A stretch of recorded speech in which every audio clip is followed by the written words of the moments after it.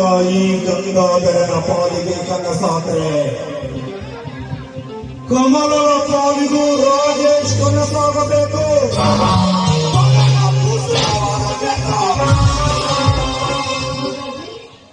ಇದು ನಿನ್ನ ಕೊನೆಯ ನಿರ್ಧಾರವೇ?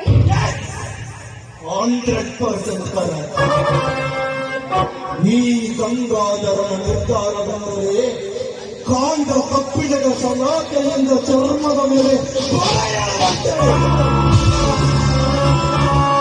ಜೀವಮಾನದಲ್ಲಿ ಅಳೆಸಲು ಅದೆಂದಿಗೂ ಸಾಧ್ಯವಿಲ್ಲ.